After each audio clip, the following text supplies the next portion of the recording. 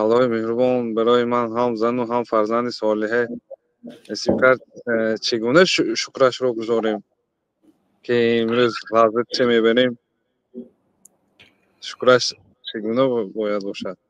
رب أوزعني أن أشكر نعمتك التي أنعمت علي وعلى والدي وأن أعمل صالحا ترضاه وأدخلني برحمتك في عبادك الصالحين. ربي ای پروردگارم اوزعنی برای من توفیق بندگی ده که ان اشکر نعمتک التي انعمت علی، نعمتایی که به من دادی شکرانش به جا بیارم. از الله تعالی ببینید پیغمبرها دعا میکردن که توفیق ده که شکر نعمتات به جا آورده توانم. اوزعنی ان اشکر نعمتک التي انعمت علی و علی والدی، اون نعمتایی که به پدر و مادرم دادی شکر اون نعمتم به جا بیارم. یعنی به پدر و مادرتون هم اگر نعمت دهد الله تعالی باید شما شکر کنید. و علی والدی و ان اعمل صالحا ترضاه، ای الله برای من توفیق ده که عملهای صالح انجام دهم که تو راضی باشی. و ادخلنی برحمتک فی عبادک الصالحین، مرا در جمله بندگان صالحت درآر، و رحمتت به مهربانیت مرا از جمله نیکوکاران و صالحان قرار ده.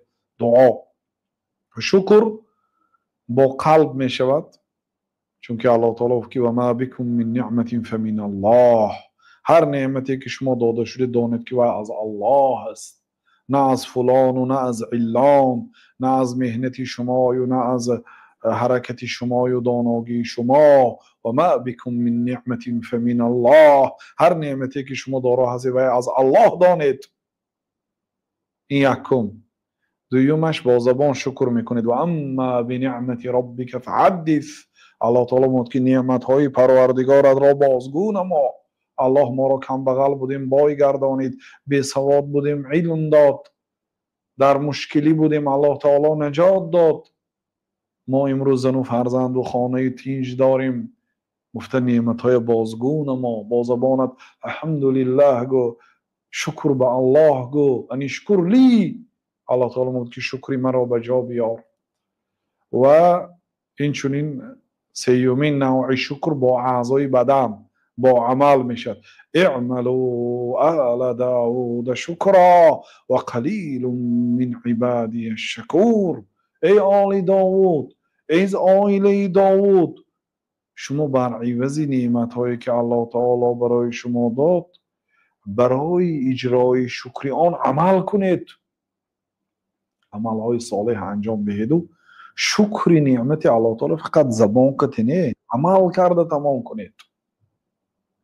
و پیامبر صلی الله علیه و سلم هم بهترین نعمت در دنیا داده شده. کسی نیست که از پیامبر صلی الله علیه و سلم نعمتی بزرگتر داده شده باشد. از همه آدمی که الله تعالی برایش بزرگترین نعمت ها را داد این جناب رسول الله صلی الله علیه و سلم است. شکرانه همین نعمت بزرگ رسالت پیغمبری را و دیگر نعمت هایی که الله تعالی برایشان داد با نماز شب شکرگزاری کردند. بنابراین حضرت عایشه مادر مومنه گفتند که یا رسول الله، الله تعالی گناه اولین و آخرین شما را بخشید، برای چی اینقدر برای خودتان جور میکنید و نماز میخوانید؟ شبها نماز میخوانند قدمهاشو ورم میکند. قدم همون وقت ورم میکند که آدم نمازی طولانی داشته باشد، راست 1 ساعت 2 ساعت 3 ساعت در یک جا ایستید، بعد قدم کم کم ورم میکند. قدمهاشون ورم میکرد. حضرت عایشه گفتند که آخر شما را الله تعالی گناهاتون رو بخشید، بهترین انسان ها گردانید، برای اینقدر برای خودتون وزنین میکنید؟ کمتر استراحت کنید یا رسول الله، افلا اکون عبدا شکورا، مگر بر عوض این نعمت ها من بنده شکرگزار نشوم؟ علما میگن که پیامبر صلی الله علیه و سلم بهترین نعمت داده شدن، شکرانه بهترین نعمت را با نماز تهجد ادا کردن. یعنی حرکت کردن که شکر نعمت الله تعالی رو با نماز تهجد شکرگزاری کنند. چون که نماز تهجد از چشم ها غایب است، همه خواب است، قلب ها آرام است، قرآن دارد، ذکر دارد، دعا دارد، سجده دارد، رکوع دارد، دارای عبادت‌های زیاد است نماز. بنابراین با نماز تهجد شکرانه نعمت کردن. والله تعالی اعلم.